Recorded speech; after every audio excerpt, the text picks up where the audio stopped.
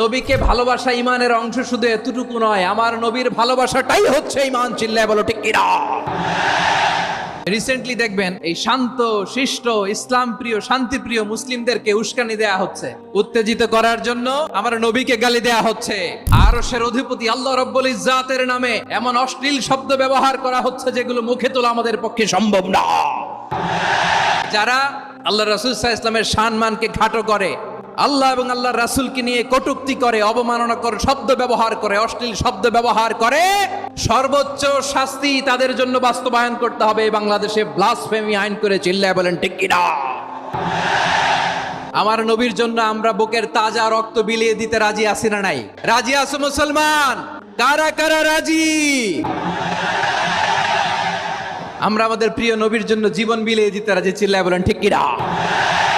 এজন্য ইন্টারিম গভর্নমেন্টের কাছে আমরা বিনীত আবেদন জানাই, দেশের